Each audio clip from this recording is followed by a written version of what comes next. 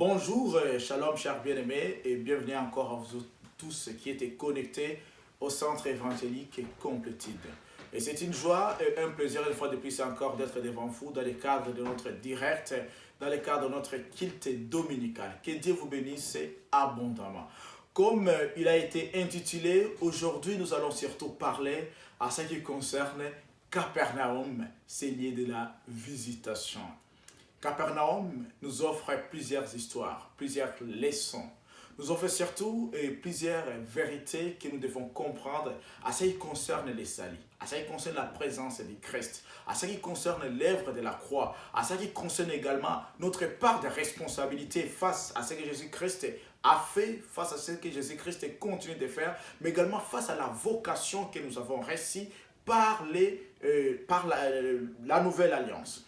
Sans toutefois tarder, je vous inviterai de lire avec moi l'évangile de Marc, le chapitre 2. Nous allons commencer surtout du verset 1 jusqu'au verset, au verset 14. Au verset 14. Donc Marc, le chapitre 2, du verset 1 jusqu'au verset 12. Excusez, verset 12. Nous lisons au nom de notre roi et sauveur Jésus-Christ. Il est écrit ainsi. Quelques jours après, Jésus revint à Capernaum. On apprit qu'il était à la maison et il s'assembla un si grand nombre de personnes que l'espace devant la porte ne pouvait plus les contenir. Il leur annonçait la parole. Deux gens vinrent à lui, amenant un paralytique porté par 4 hommes. Comme ils ne pouvaient pas l'aborder,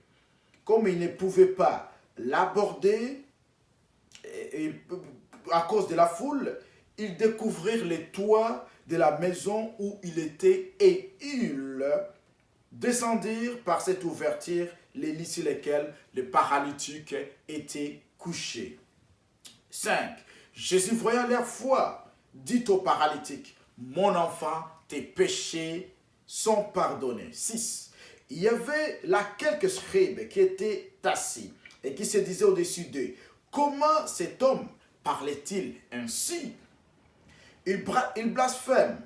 Qui peut pardonner les péchés si ce n'est Dieu seul? » Jésus ayant aussitôt connu par son esprit ce qu'il pensait au-dedans d'eux, leur dit, « Pourquoi avez-vous de telles pensées dans vos cœurs? » 9. Lequel est plus aisé de dire au paralytique, « Tes péchés sont pardonnés » ou de dire, « Lève-toi, prends ton lit et va dans ta maison. » Et à l'instant, il se leva, prit son lit et sortit en présence de tout le monde, de sorte qu'ils étaient tous dans l'étonnement et glorifiaient Dieu, disant, « Nous n'avons jamais vu rien de pareil. » Et dans la version Alfred Cohen ici qui nous dit, « Jamais nous n'avons rien vu de pareil. » L'étonnement. Capernaum, le lieu de la visitation. Dans cette parole que nous lisons, nous devons comprendre d'abord, nous lisons cette parole dans l'évangile de Marc. Marc, celui qui a écrit cet évangile, la plus ancienne des évangiles que nous voyons. Marc n'a pas été disciple de Christ, mais Marc a été au contact avec Pierre qui a été disciple de Jésus-Christ. Marc nous écrit ici en nous présentant donc Jésus-Christ réellement comme étant le Fils de Dieu.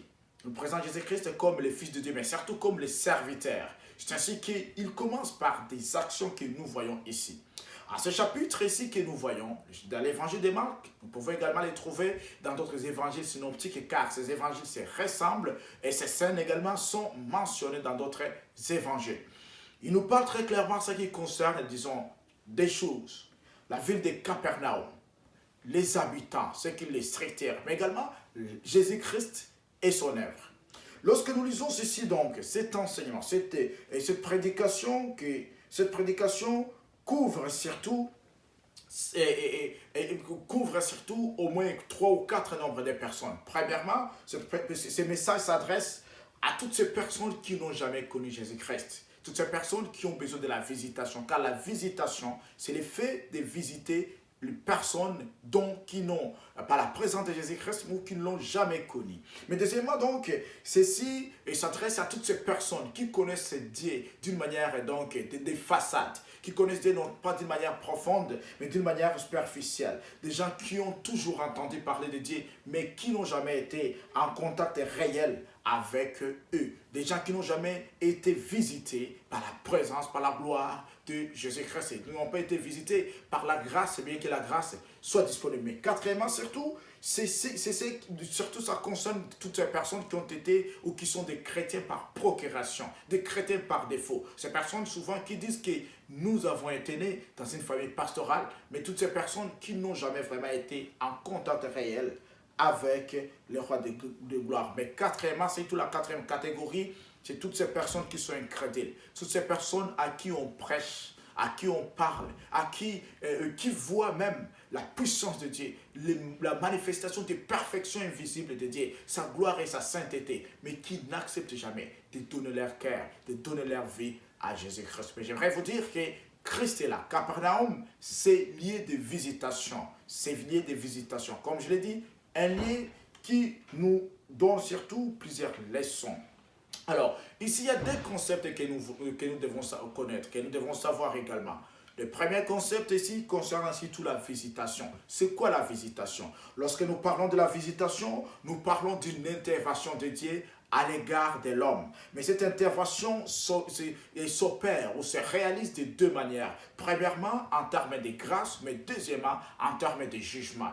L'intervention de Dieu qui s'opère soit par faveur imméritée. Et nous savons très clairement, si nous parlons de la faveur imméritée, nous voyons directement de Jésus-Christ. Nous voyons directement de ce que Jésus-Christ a fait. L'identité qu'il nous a donnée, la nature qu'il a faite de nous, mais également tous ces changements, toutes ces transformations opérées suite ou par l'œuvre de la croix grâce à Jésus-Christ lui-même. Lorsque nous parlons du jugement, nous parlons surtout de la réalité que nous voyons dans Matthieu, le chapitre 11, verset 20 à 24.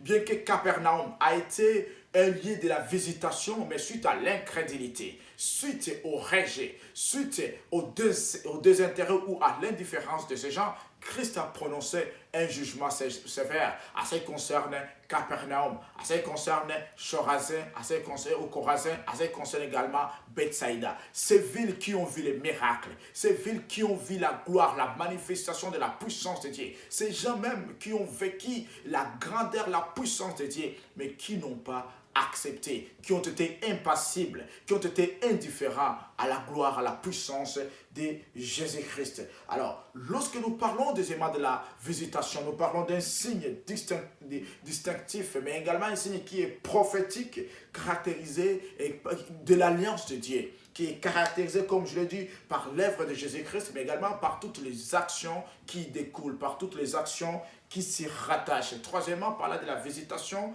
nous parlons surtout de la visite de Marie à Élisabeth, au moment où on l'a annoncé, à ce qui concerne la naissance, la façon qui sera la mère de Jésus-Christ et donc sa grossesse miraculeuse.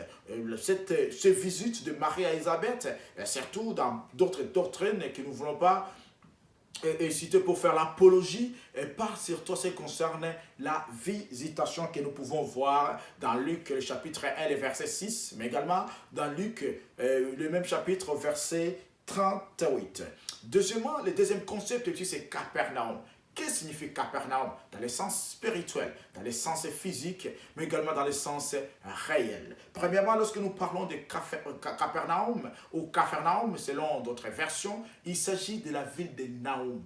Nahum qui fut un prophète, et parmi les 12 petits prophètes, nous voyons qu'il y a le prophète Nahum. Mais Nahum qui signifie consolation ou qui signifie compassion. Alors, il y a deux courants, deux théories. Les uns disent que c'est la ville de Nahum, mais d'autres aussi disent que suite au caractère de gens qui composaient cette ville ou ces contrées, la compassion, c'est pour cela que cette ville a pris ce nom. Mais deuxièmement, lorsque nous parlons de Capernaum, nous parlons donc qu'il s'agit d'une ville florissante. À l'époque de Jésus-Christ, c'était une ville florissante, une ville prospère, dominée par les activités commerciales, mais également dominée par les activités de la pêche. C'était également un carrefour, un lieu de rencontre entre plusieurs nations. Et donc les Syriens les Syriens et d'autres nations que nous voyons, même les Galiléens. Mais par contre, dans Matthieu, on nous parle que Jésus-Christ, après la tentation, il est parti en Galilée, dans le territoire de Naphtali et de Zabulon. Pourquoi? Parce que si nous nous référons dans les livres de Josué, nous voyons que l'histoire nous montre que Dieu avait dit aux enfants d'Israël, lorsqu'ils vont prendre la possession de la terre promise, qu'ils doivent éliminer tous les Cananéens ou les Amoréens. Les Amoréens, c'est tous ces gens, toutes ces nations, ces peuples qui entouraient ces contrées de Canaan, qui ne devaient pas se mélanger. Mais ils se sont mélangés avec eux. C'est pour cela que cette contrée ou cette partie est appelée la Galilée des gentils. Donc l'endroit, les gentils, donc des païens ou ceux qui sont en dehors de l'alliance abrahamique. Ainsi, troisièmement, lorsque nous parlons de Capernaum, nous parlons donc des rencontres des disciples initiaux. Il s'agit de l'endroit où Jésus-Christ lui-même a fait son quartier général. Il s'agit de l'endroit où Jésus-Christ a même appelé, et nous voyons dans ces contrées, le premier disciple. Il y avait même parmi ces disciples qui étaient originaires de Capernaum, comme nous voyons Pierre ou sa mère restait par là, également Matthieu qui avait un poste de péage ou un poste d'impôt dans cette ville. Mais également, lorsque nous parlons de Capernaum, quatrièmement, il s'agit de l'une des villes ayant manifesté des choses, ayant manifesté l'indifférence et l'incrédulité à Jésus-Christ, comme je l'ai dit avec la ville de Bethsaïda et la ville de Chorazin.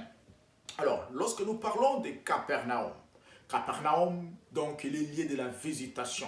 Par quoi? Qu'est-ce que nous voulons parler par là? Nous voulons parler, lorsque nous parlons de ceci, donc, au travers de ces messages, nous voulons parler de 4 pensées fortes, 4 pensées qui sont rattachées surtout à Capernaum. Premièrement, la première pensée que nous voulons parler Capernaum en tant que lieu ou objet de la visitation. Mais deuxièmement, nous voulons parler de Capernaum. Nous pourrons parler donc du siège, de l'activité de Jésus-Christ après son retour de Nazareth. Mais troisièmement, nous voulons parler du quartier général ou le lieu des rencontres des disciples initiants. Mais par contre, troisièmement, nous voulons parler donc, lorsque nous parlons de Capernaum, nous voulons parler deuxièmement des théâtres de guérison. Troisièmement, nous voulons parler donc des canaux ou de l'instrument de visitation de Dieu. Mais quatrièmement, lorsque nous parlons de Capernaum, la quatrième pensée va concerner surtout ce qui concerne les liens des rencontres des destinées ou les carrefours des rencontres des destinées. D'abord, commençons par le premier point qui concerne surtout les liens ou l'objet des visitations. Premièrement, donc, Capernaum, c'est le symbole de la mission de Jésus-Christ au travers des choses, au travers de l'affranchissement que Christ offre de l'éternité. Christ, dans cette ville, a proclamé, a prêché le message du salut. Christ a parlé à ce qui concerne surtout le salut que nous devons prendre.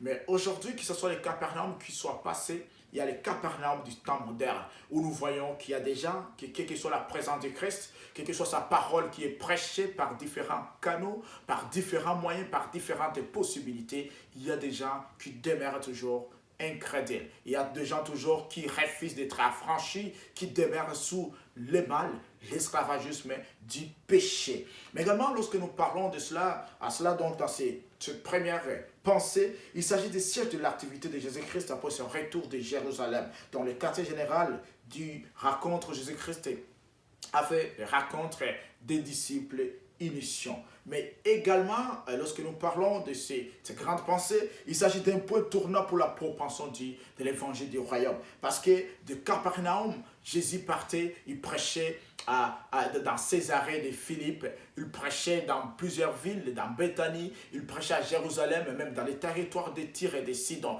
Et de Capernaum, il partait même dans des territoires de Gadara pour apporter la bonne nouvelle. Donc c'est un point tournant à ce qui concerne la propension, à ce qui concerne la diffusion du message du royaume de Dieu. Mais troisièmement donc, lorsque nous parlons de cela, il s'agit donc des liens d'opposition et de contraste entre des choses, entre l'affranchissement et l'incrédulité que nous pouvons voir. Cette incrédulité qui est marquée, comme je l'ai dit, par l'indifférence. Alors, la deuxième pensée, lorsque nous parlons des visitations, la deuxième pensée est attachée surtout à cette ville. Et que donc, Capernaum, il s'agit donc du théâtre de diverses guérisons et de divers miracles. Ici, nous voyons donc plusieurs miracles, plusieurs guérisons et surnaturelles se sont manifestés dans cette ville. Mais quel que soit ce qui se soit fait, nous voyons très clairement ici, au deuxième chapitre, à cette personne qu'on guérit, mais les gens qui demandent qui est-il pour pardonner les péchés. Nous allons y revenir. Alors, ces différentes guérisons et ces différents miracles, nous pouvons les voir dans plusieurs parties, surtout en ce qui concerne les évangiles synoptiques. Nous pouvons les voir dans Matthieu 5, le chapitre 5, du verset 8 jusqu'à 17. Nous pouvons voir dans Luc, le chapitre 7, du verset 10 jusqu'à 10. Mais également au chapitre Marc 1, Marc 2, nous le voyons. Mais quels sont ces miracles? Quelles sont ces différentes guérisons? Nous pouvons voir d'abord la résurrection de la fille de Jairus, que nous pouvons voir surtout à partir du chapitre 5, du verset 22, mais également du verset 41 jusqu'au verset 42. Pour voir également parmi ces signes, parmi ces diverses guérisons et miracles, la guérison du fils d'un officier. Nous pouvons voir également, c'est là où s'est opéré donc la femme qui coulait du sang pendant plus de 12 ans. Nous pouvons voir également la guérison des démoniaques. Nous pouvons voir également parmi ces miracles, nous pouvons voir la guérison des aveugles, mais également la guérison du serviteur du centenier, la guérison des démoniaques qui étaient muets, mais également de ces paralytiques dont nous venons de parler, dont qui a manifesté une foi inébranlable. Mais troisièmement, la troisième pensée rattachée à Capernaum, troisièmement, c'est un canal ou un instrument de la visitation de Dieu. Donc, il s'agit de l'objet, d'un instrument de l'intervention de Dieu à l'égard de l'homme que Christ a opéré, que Christ a fait avant sa crucifixion et voire même pendant sa crucifixion, après plutôt, où les disciples ont perpétué ou ont continué. Mais également, il s'agit du présage, du message ou de la bonne nouvelle parmi les nations. Pour montrer que la bonne nouvelle, elle n'est pas exclusive, mais elle couvre toutes ces personnes qui obéissent à la foi, qui obéissent à Jésus-Christ, mais également qui sont en lui. Quatrièmement, la quatrième pensée, si tu attaches à Capernaum, il s'agit d'un carrefour de destinée. Un carrefour de destinée. D'abord, commençons par ces deux derniers points, les canaux de la visitation. Lorsque nous parlons du canal de la visitation, j'aimerais parler surtout des trois vérités qui se rattachent surtout à ce que à la visitation de Dieu. La première vérité que nous devons savoir premièrement, quand Dieu veut visiter, il ne regarde pas l'état, il ne regarde pas l'aspect du canal, mais il s'en servent de tout canal, de toute personne, pour que nous puissions parvenir au salut. C'est ce que nous voyons cette ville, parce que Capernaum également était une ville qui où les habitants étaient hétéroclites, mais également dominée par l'idolâtrie.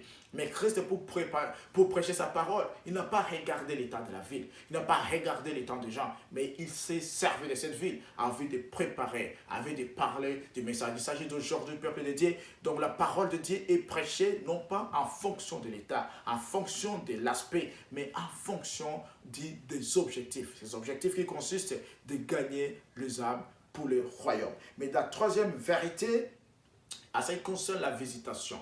La visitation de Dieu, on parle de la visitation de Dieu lorsque Christ, lorsque Dieu veut visiter un peuple, veut visiter une nation, il ne regarde pas la quantité ni la qualité, mais Christ confère la qualité à ceux qui croient à son nom, à ceux qui sont à lui. Ils ont la qualité spirituelle, ils ont la qualité surnaturelle, ils ont la capacité de faire des choses. Car lui-même a dit que si vous êtes à moi, si vous obéissez à ma parole et si vous êtes mes disciples, vous ferez plus grand que moi. Mais sans moi, vous ne pouvez rien faire. Mais si nous sommes en Christ, notre qualité de la foi, notre qualité de la spiritualité sera élevée d'une manière incroyable. Mais troisièmement, donc, lorsque Dieu veut visiter, il ne tient pas compte des imperfections, mais il vise la transformation en vue d'atteindre la perfection. La troisième vérité que nous devons comprendre lorsque Dieu veut visiter, il ne tient pas compte des imperfections, il ne tient pas compte de vos fautes du passé, mais Dieu vise la transformation en vue d'atteindre la perfection. Christ vous appelle aujourd'hui, peuple de Dieu, envie que vous puissiez encore marcher avec lui. Si vous ne marchez pas, si vous avez commencé à débiter, ne cessez pas, n'abandonnez pas. En lui, il y a la perfection de toutes choses. En lui, il y a la gloire de toutes choses. Mais en lui, il y a ce changement qui s'opère, qui se manifeste d'une manière aussi incroyable, d'une manière surnaturel. Également, troisièmement, le deuxième point, c'est qu'ils devront savoir c'est quoi l'importance des canaux. Quelle est l'importance? Pourquoi parlons des canaux? Pourquoi parler d'un canal? Pourquoi Christ a utilisé surtout ces canaux pour préparer, pour parler aux gens? Premièrement, Capernaum nous apprend 5 choses ou 5 réalités qui sont attachées à tout canal. Premièrement, l'importance du canal. Deuxièmement, le choix du canal. Troisièmement, sa finalité. Mais quatrièmement, l'opportunité d'un canal. Dans tout canal, car Christ fait de vous un canal, il y a une importance qui s'y cache. Car Christ fait de vous un canal, il y a les choix. Pourquoi a fait des choix pour vous? Pour que vous soyez le canal, pour que vous soyez les prédicateurs. Et j'aimerais inviter, si tu hésites encore, sachez que, cher ami, tu es le choix de Dieu. Sachez que tu es plus important aux yeux de Dieu, a envie que le peuple, son peuple soit transformé, renouvelé pour atteindre la perfection, mais également l'opportunité d'un canal. Et cinquièmement, toute visitation est possible si 3 principes sont respectés. C'est ce que nous allons voir dans cet enseignement. Ces 3 principes sont lesquels? Toute visitation est possible. Nous voyons ici d'abord, il y a des gens qui ont été dominés par l'incrédulité. En lisant Matthieu 11, du verset 20 jusqu'au verset 24, nous voyons la manière dont Christ se plaint. Christ dit malheur, car ce malheur est le signe de 2 choses. Le malheur est un signe d'avertissement, mais malheur également est un signe de jugement. Il parle très clairement que tu ne seras pas élevé au ciel, mais tu vas tu vas descendre jusqu'au séjour des morts. Pourquoi? Parce que la visitation n'a pas été possible. Parce que ces peuples ont vécu, ces peuples ont été dans l'indifférence totale. Ils n'ont pas créé au Messie, ils n'ont pas compris qui était Messie. Regardons la ville des Chorazins, cette ville qui est donc à 3 km de Capernaum, mais ces gens qui ont entendu le message de Christ, ces gens qui ont vécu le miracle, ces gens même qui étaient en contact avec lui, mais n'ont pas créé à son message, n'ont pas créé à qui il est. C'est ainsi que donc 3 principes sont très importants. Si vous voulez connaître, vous voulez être visité par Dieu, ces 3 principes doivent être appliqués dans votre vie. Premièrement, le premier principe, c'est le principe qui est attaché à la révélation. La révélation fera de vous à ce que vous puissiez connaître la gloire de Dieu. La révélation fera ce que réellement vous puissiez être séparés. Si vous voulez quitter Capernaum, si vous voulez être visité, vous voulez réellement vivre dans la gloire, c'est le promesse de Dieu, vous devez d'abord embrasser la révélation. Mais Christ lui-même, c'est la révélation parfaite de Dieu. Christ lui-même, c'est la révélation par excellence. Mais au travers également de ce que Jésus-Christ a fait, nous avons la révélation de Dieu. Ici, nous voyons très clairement, en parlant des révélations, Christ a fait 3 choses importantes.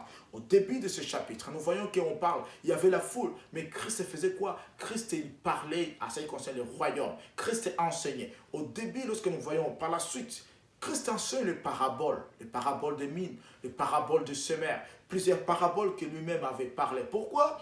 C'était pour que nous puissions, pour que les peuples puissent avoir la révélation. La révélation se transmet par 3 choses, par 3 voies que Christ nous montre. Premièrement, par la proclamation de la bonne nouvelle. Mais deuxièmement, par l'enseignement scripturaire, donc l'enseignement des saints écritures. Mais quatrièmement également, par le miracle, par le surnaturel. C'est ce que Christ a fait. Lorsqu'il était dans cette ville, à Capernaum, son enseignement a été un enseignement jusqu'à ce que les gens parlent que personne n'avait jamais parlé comme lui parle. Personne n'a jamais enseigné comme il l'enseigne parce que c'était un enseignement authentique. Et c'est cet enseignement qui nous révèle la gloire de Dieu. C'est cet enseignement qui nous révèle le mystère de Dieu. C'est cet enseignement qui nous révèle la grandeur et la puissance de Dieu. Sans la révélation, vous allez rester toujours une personne ordinaire. Mais avec la révélation, vous serez une personne extraordinaire, car par la révélation, vous entrez dans les surnaturels. Par la révélation, vous comprenez les surnaturels. Par la révélation, vous appartenez totalement à Christ. Par la révélation, vous ne serez pas confondu de la masse, mais vous serez spécifié, vous serez unique, vous serez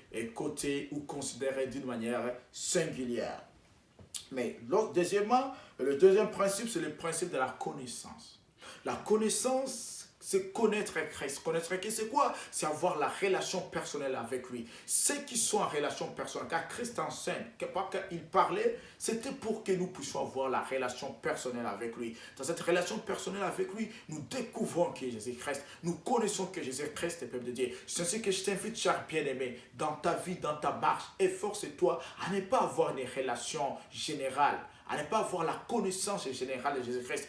Tu dois avoir la connaissance particulière. Cette connaissance particulière, c'est ce que nous appelons la révélation. Cette connaissance particulière, c'est ce que nous appelons la connaissance de Jésus-Christ. Cette connaissance permettra ce que tu connaisses quels sont les attributs. Cette connaissance permettra ce que tu puisses savoir comment marcher, comment se comporter, comment être, comment faire, comment réaliser, mais également comment entrer dans les promesses de Dieu. Dieu t'appelle aujourd'hui pour que tu puisses marcher selon ses promesses. Dieu t'appelle aujourd'hui pour que réellement la visitation soit réelle, pour que la grâce soit plus que sur ta vie, pour que sa puissance également t'accompagne à chaque chose, en toute chose, en tout temps et en tout lieu. Mais troisièmement, le troisième principe, surtout, c'est ce qui concerne la foi. Sans la foi, rien ne pourra être accompli dans ta vie. Sans la foi, tu ne seras pas agréable à Dieu. Si ce peuple n'ont pas été agréables à Dieu, c'est parce que leur foi a été une foi qui était mélangée, non pas même par des doutes, mais c'était ce que nous appelons l'apostasie, les rejets de la foi. C'était les rejets de la foi, les rejets de toutes les réalités spirituelles, les rejets de la gloire de Dieu, les rejets de la manifestation de la puissance de Dieu. L'incrédulité, peuple de Dieu, c'est une maladie grave. L'incrédulité vous amènera même à vous plonger, à vous noyer, à perdre, à rater le but de la destinée. C'est ainsi que si vous voulez que Christ vous révèle, la visitation de Christ dépend, comme je dis, des trois choses. Dépend donc, premièrement, de la révélation que vous avez de lui. Dépend de la connaissance particulière, mais dépend de la foi. Lorsque nous parlons de la foi, nous devons savoir trois dimensions qui permettront réellement que vous puissiez vivre pleinement et entièrement dans la visitation, pleinement et entièrement dans l'intervention de Jésus-Christ, dans l'intervention de Dieu, dans sa grâce, dans sa grandeur. Premièrement, c'est la fermeté. Car dans la foi est tridimensionnelle, donc trois dimensions. La première dimension, c'est la fermeté qu'on peut appeler en théologie la contenance. Mais la deuxième dimension, surtout, c'est la croyance, qui est l'adhérence de l'esprit, qui exclut deux choses, qui exclut les doutes et l'incrédulité. Et troisièmement, c'est ce que nous appelons la confiance. Cette confiance totale que nous avons de Dieu. Alors, pour que Capernaum soit le lié de l'accomplissement de la destinée, ta foi, cher bien-aimé, ta foi, cher frère, ne doit pas être fondée sur les indices de la probabilité ou sur les indices des probabilités. Mais ta foi doit être l'indicateur de toute réalité spirituelle. C'est ainsi que nous voyons Jairus qui se présentait devant Christ, il s'agenouille devant lui. Il parle, ma fille, parce qu'il croyait qu'il savait clairement que sa fille sera guérie. Et j'aimerais te dire, je ne sais pas ton problème, je ne sais pas ta difficulté, ou tes difficultés. Je ne sais pas ce qui ronge à toi, mais je t'inviterai, cher bien-aimé, cher peuple de Dieu, par ta foi, tu seras capable d'entrer dans l'intervention de Dieu. Par ta foi, tu seras capable de connaître la grandeur, la puissance et le mystère de Dieu. Par la révélation, tu seras distingué de la masse. Par la connaissance intime de Dieu, tu comprendras, tu connaîtras qui est Jésus-Christ. Parce que le peuple de Dieu périt faute de connaissance, comme nous dit le prophète Osée. Mais si vous voulez être sauvé, vous voulez entrer dans la révélation, vous devez avoir cette connaissance intime de Dieu. Vous devez être dans la présence, dans la gloire de Dieu. C'est ainsi que donc nous devons être comme ces centurions romains, devons être comme Jairus, devons être comme cette femme qui était à la perte de sang pendant 12 ans. C'est par sa foi qu'elle a été guérie. C'est par sa foi qu'elle a été visitée. Vous voulez être visité, Christ veut intervenir dans votre vie. Christ veut se manifester dans votre vie. Mais sans la foi, il sera impossible. Sans la révélation, la connaissance de Jésus-Christ, car la révélation nous conduit à faire des actions, à poser des actions qui soient positives. Mais sans la révélation de Dieu, sans la connaissance que nous avons de Dieu, il nous est incapable, il nous est impossible d'entrer dans la gloire de Dieu. Il nous est impossible de connaître. Mais ce qui fera de toi quelqu'un de différent pendant ces temps, pendant ces moments, au moment où les autres sombrent par des problèmes, par des difficultés, ou le moment où les autres sont invisibles, mais toi tu seras visible par ta foi, tu seras visible par ta révélation, tu seras visible également par la confiance, la fermeté que tu as dans tout ce qui concerne la réalité spirituelle. Cependant, lorsque nous parlons à ce qui concerne surtout la visitation, nous constatons qu'il y a 4 effets. Il y a 4 constats que nous trouvons qui constituent surtout les gens de tous les âges, de toutes les époques. 4 effets. Il y a des gens qui, la visitation, l'intervention de Dieu, et voire même chez eux, dans leur porte, dans leur ville, dans leur maison, dans leur foi, mais ces gens restent incrédules.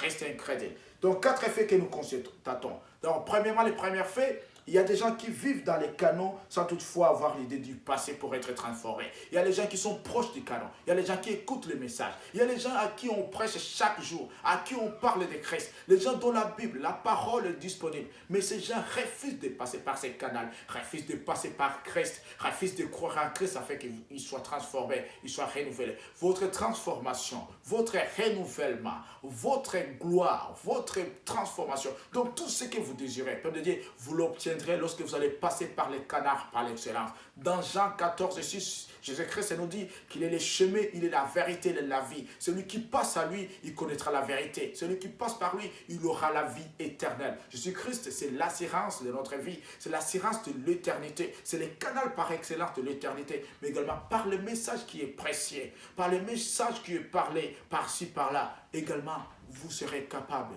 d'être affranchi. Mais deuxièmement, le deuxième constat, il y a plusieurs personnes qui voient les canons, mais négligent complètement les buts et les finalités de leur existence. Si il y a les canons, si Christ a accepté de prêcher, de parler, de propager l'évangile dans Capernaum, dans toutes les contrées, de tous les villages, les bourgades qui sont avoisinantes, c'était pour un but, c'était pour une finalité, c'était pour votre salut. Si nous nous tenons, nous prêchons, nous parlons de la part de Dieu, peuple de Dieu, c'est pour édifier votre foi, mais également c'est pour vous amener à la repentance, pour vous amener au changement de votre vie, au changement de votre attitude, pour que Christ réellement puisse être le fondement, la base, le socle de votre vie. Celui qui fait de Jésus-Christ la base de sa vie, peuple de Dieu, il monte de gloire en gloire. Il est transformé, il est renouvelé. Et ce que nous voulons, ce que nous désirons, ce que Christ lui-même veut, c'est notre changement, notre transformation. Car s'il a donné sa vie, qu'il s'est sacrifié, c'est pour que toi, tu puisses passer par ces canaux et que tu puisses recevoir les salis, mais également pour que tu puisses aboutir, arriver à l'éternité. Mais le troisième constat, il y a plusieurs personnes également qui ont l'opportunité de passer par des canaux, mais ne tiennent pas compte surtout des imperfections des vices. Peuple de Dieu, ne soyons pas là pour juger. S'il y a un canal par excellence qui vous parle, fixez les regards vers Christ. Fixez les regards vers la croix, vers le message de la croix. Et c'est de cette façon que vous allez passer par les canaux par excellence. Mais nous devons savoir le but de tout canal, c'est que Christ accepte de faire ce serviteur, de faire de lui-même étant que canal, le chemin, peuple de Dieu, et que nous puissions être qu'il puisse être lui-même la liaison en amont et en aval, qu'il puisse lier donc ce qui te sépare de Dieu. Mais il y a une part de responsabilité. Ta part de responsabilité, c'est de connaître qui est Jésus-Christ. C'est aussi de suivre ses traces. C'est aussi de l'accepter, de marcher avec lui. C'est que nous voyons que quelle que soit la visitation, quelle que soit l'intervention de Dieu par sa grâce, que ces gens ont préféré le jugement au lieu de préférer la grâce. Et plusieurs personnes marchent en inimitié de la croix. Pourquoi? Parce qu'ils ne veulent pas croire, ils ne veulent pas suivre Jésus-Christ. Bien-aimé, je t'invite de suivre celui qui t'accorde la vie. Je t'invite de suivre celui en qui il y a la vie, il y a le mouvement et il y a l'être, comme nous le voyons dans Actes 17, 27. À Jésus-Christ, il y a le mouvement, il y a l'être et il y a également la vie. Mais par contre, deuxièmement, parlons de ces quatrième pensée à ce qui concerne les carrefours de destinée.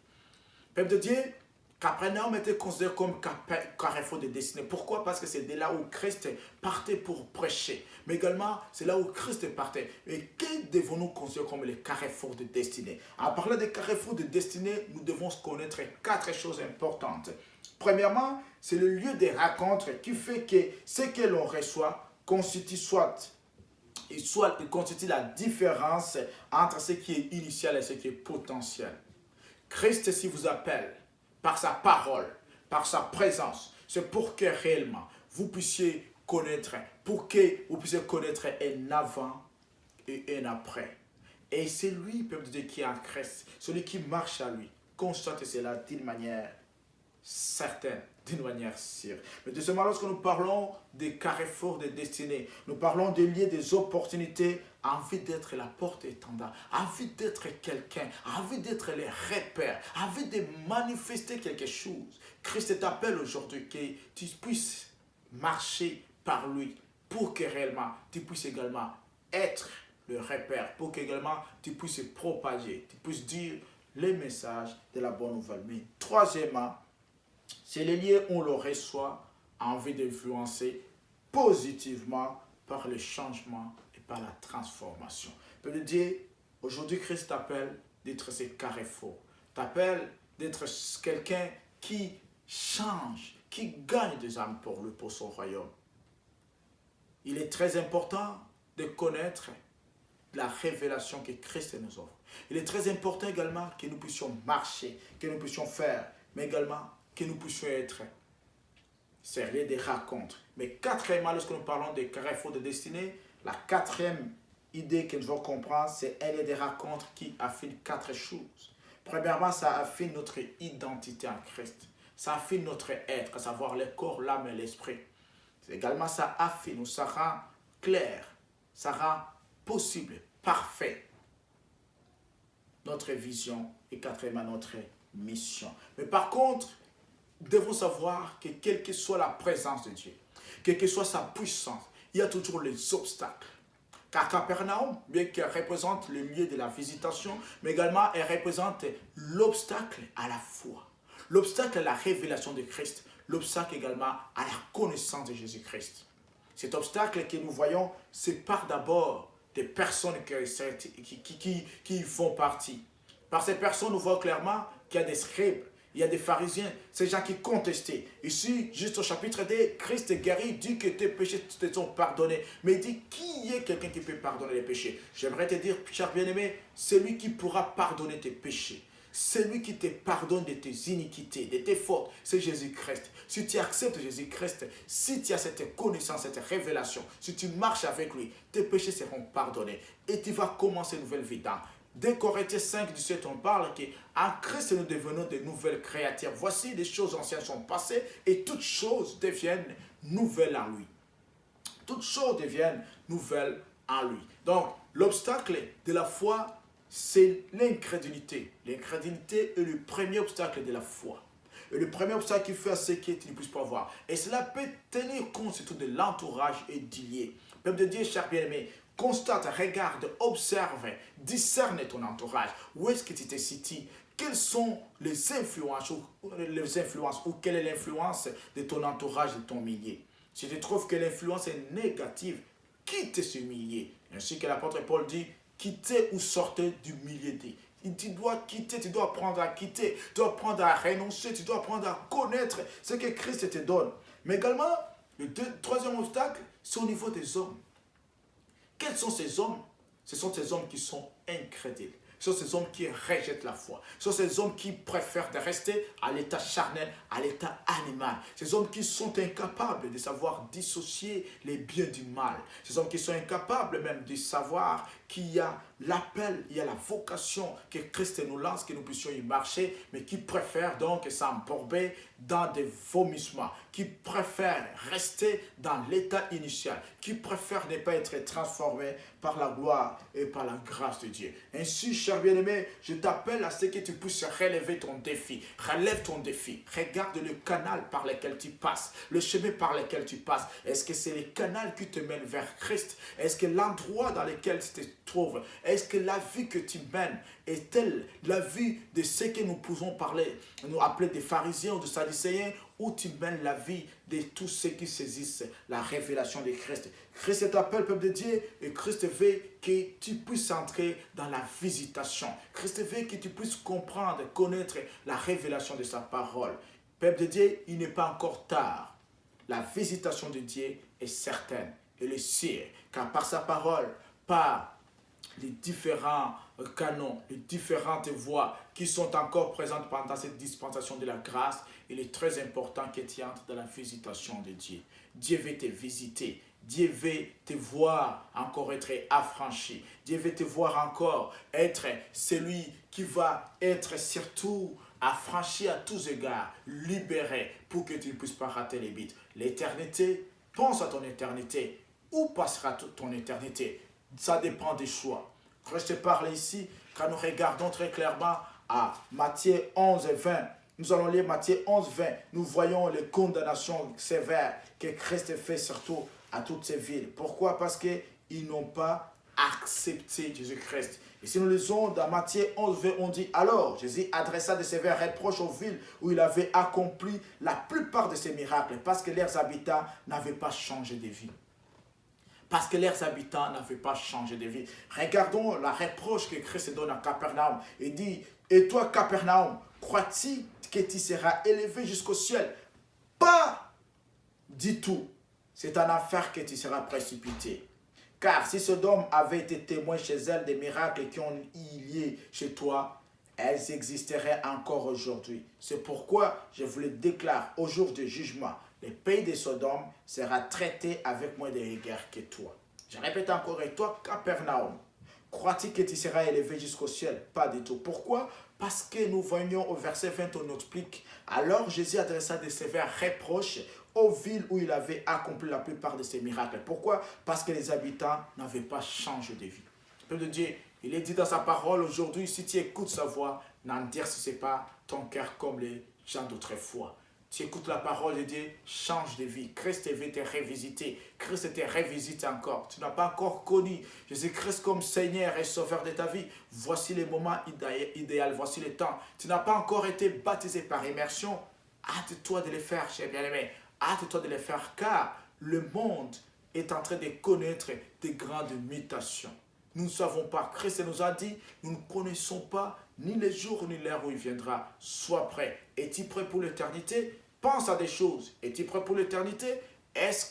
Où passera ton éternité? Tu le passeras avec Christ ou tu le passeras dans le lieu de tourment où ce ne sera que des pleurs et des grincements de Dieu? Pense à ton avenir. Pense surtout à ce que dit la parole. Et si tu n'es pas encore affermé, la parole de Dieu est la voie par excellence d'être affermée. Si Christ a prêché, s'il a parlé, s'il a enseigné, s'il a accompli des miracles, c'était pour que tu puisses connaître réellement quand lui a la transformation. Et les secrets se trouvent dans sa parole. Cette parole, elle est esprit et vie. Cette parole change les vies, change et transforme. Et avec la parole même de Dieu, tu ne seras pas confondu de la masse, mais tu seras connu comme une personne particulière. Nous disons merci à tous ceux qui ont été connectés dans notre direct live. Que Dieu vous bénisse. Que la grâce de Dieu soit votre partage. Que la puissance de Dieu. Merci à vous tous qui ont été connectés. Que Dieu vous bénisse. Agréable journée dominicale dans vos foyers, dans vos maisons. Merci beaucoup. On se revoit prochainement par la grâce de Dieu, si Dieu nous prête vie. Soyez bénis. Abondante bénédiction à vous tous. Merci beaucoup. Au revoir.